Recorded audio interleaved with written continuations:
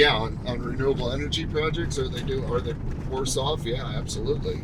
Jacob and I, all we are is the face of the workers, right? I mean, all we're doing is trying to secure these projects for local workers on the front end, and that's gotten only tougher for us.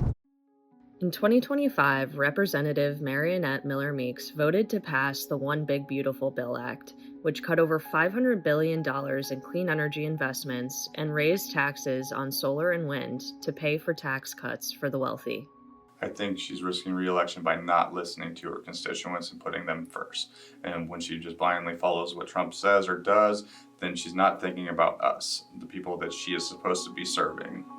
It's been a year since the bill's passing, so we visited Miller-Meek's district to find out how her vote is affecting the communities she represents. It is a passion of mine. I wholeheartedly believe in people should have good jobs, and they don't just happen.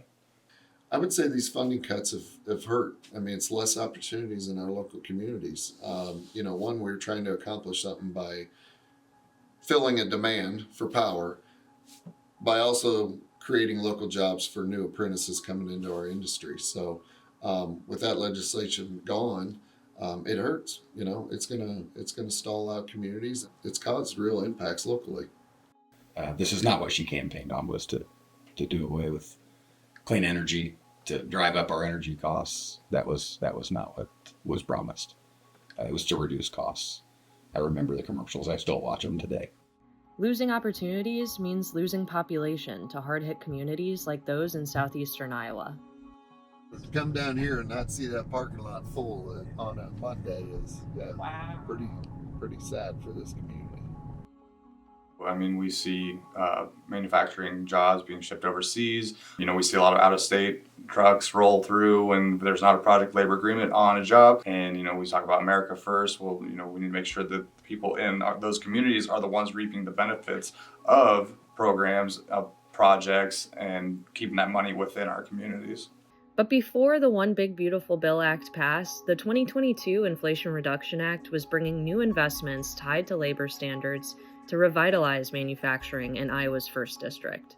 Well, when they, passed the Inflation Reduction Act, one of the things that did really well at was, putting in provisions that if we're going to give federal tax dollars away, we're going to make sure that, you're paying the area prevailing wage, you're including apprenticeships, and you're using U.S.-made products, and we've built several projects under the IRA, and now, with the Big Beautiful Bill passing, all those are gone and been stripped, and instead, I guess, Elon got a tax break for that. So. And rural communities all over the U.S. continue to suffer from these funding cuts. It's a $48 million hit for Knox County.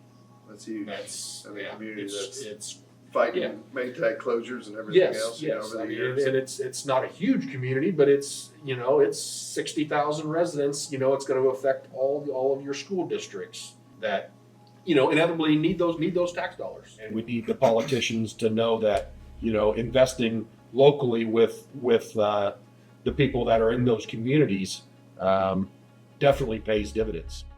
I think the biggest risk of Miller-Meek's continuing going down this path is demonizing, sources of energy that we could be using and having tax income in these local rural counties in Iowa.